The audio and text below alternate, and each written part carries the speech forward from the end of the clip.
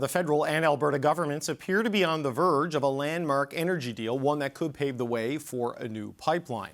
One of the final sticking points was industrial carbon pricing, and sources say that Ottawa has agreed that Alberta will hit an effective carbon price of $130 a tonne by 2040. That's higher than what Alberta pays now, but environmentalists say it's still far too low to meet Canada's climate targets.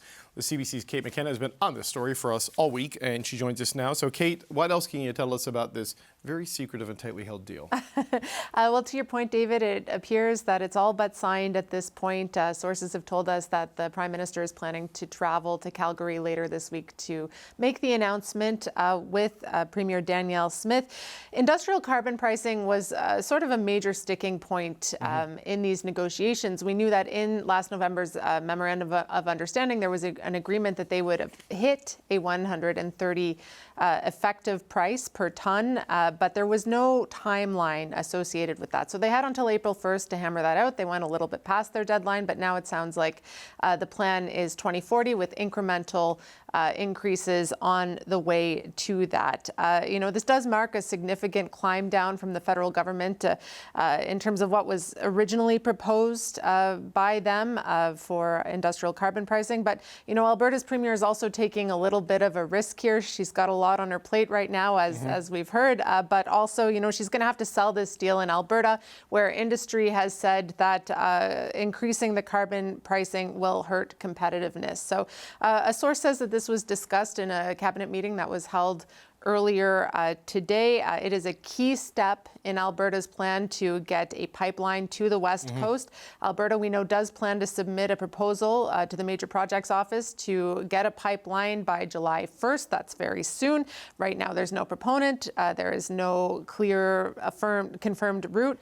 And this also comes as Ottawa is looking more broadly to kind of overhaul its regulatory process. Right. So lots of things happening in this space in a fairly short time. Yes, clearly a compromise here by Mark Carney on a lower industrial price and by Danielle Smith on a much higher industrial carbon price. How that's going to work, and we'll get into effective versus headline at another point in time because it gets very complicated. But, they're each giving something here to get this agreement. I mean, what's some of the reaction that you're hearing to this news? Well, we're hearing from environmentalists that this is not news that they wanted to hear, and it also comes in this context of these broader proposed regulatory changes, which are also not making environmentalists very happy. And we heard from David Eby today, the Premier of British Columbia. We know he has been a very vocal critic of a pipeline running through his province. But today that wasn't his main concern. His main concern is that the other provinces are supposed to have a 170 per tonne industrial carbon price by 2030. He's concerned that Alberta is getting a special carve-out. Take a listen to what he had to say. We are in direct competition with Alberta on certain projects. We will not be in a competitive position if Alberta has a special federal carbon price that the rest of us don't have access to in the rest of Canada. So certainly I'm curious about what is being agreed to and what is being discussed. So all of these details hopefully will be announced on Friday when the actual announcement happens. If it's still on track for that, we did get to the Prime Minister's itinerary in the last few minutes, and it says he's holding another availability tomorrow, so perhaps Canadians will get answers to their questions then too. Yes, they have been promising an electricity strategy. That seems to be what it very well might be. That's the CBC's Kate McKenna here in our studio in Ottawa. Thanks, Kate. You're welcome. There's more news involving Alberta because Mark Carney is going to be there Friday because the federal government and Alberta, they're on the verge of a pretty huge deal on energy. Back in November, the Prime Minister and the Premier signed a memorandum of understanding laying out conditions for a deal that set the stage potentially for a pipeline to the West Coast. Well, last week, Danielle Smith was in Ottawa saying that after a meeting with Mark Carney, she was far more confident that those conditions would be met.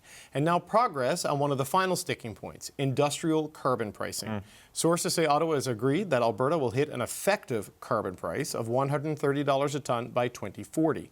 That's higher than what Alberta pays now, but environmentalists say it's still far too low to meet Canada's climate targets. So, Sherelle, start with you on this one. I mean, this is a compromise by Danielle Smith. The effective price for a tonne of carbon in Alberta now is between $20 and $40, going up to $130. That's much lower than what the feds need to hit their plan. So, a compromise by Mark Carney. What do you make of this? Well, it's not entirely unexpected. I think everything that the Prime Minister has done since his first day of being sworn in has been moving in that direction of having Canada move further and further away from being able to hit any sort of climate target. I do think people were eyeing this as maybe there's a way that we can finesse this to make Alberta happy and still do something that shows that we're moving in the right direction. Yes, the price is going up, so they will point to that, but it is going up much slower and to a much lower number than what was initially planned. Depending on who you talk to, you know, Mark Carney is either moving as he's either a pragmatist when it comes to environmental policy, or he's a major disappointment. So I do, and those voices are coming from within his own caucus as well. So going forward, it's going to be difficult to see how does he actually balance this, because there is that element of people being willing to give him the leeway about this because of all the things that it does economically, you know, collaboration, national unity, et cetera. But there is going to be a tipping point.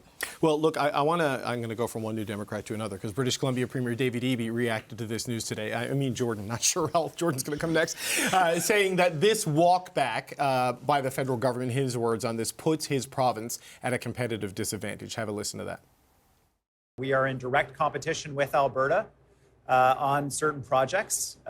We will not be in a competitive position if Alberta has a special federal carbon price that the rest of us don't have access to in the rest of Canada. So certainly I'm curious about what is being agreed to and what is being discussed. So Jordan, I remember when Christy Clark was the Premier of British Columbia and they were agreeing to the Pan-Canadian Framework on Climate. Her concern was that other provinces wouldn't go up like BC and they would be at a competitive disadvantage.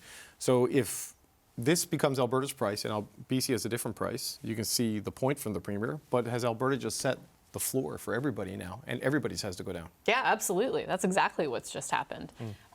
You have to remember that originally the MOU was already a compromise. That was a compromise in order to, at the time, the idea was that this was going to save the industrial carbon price.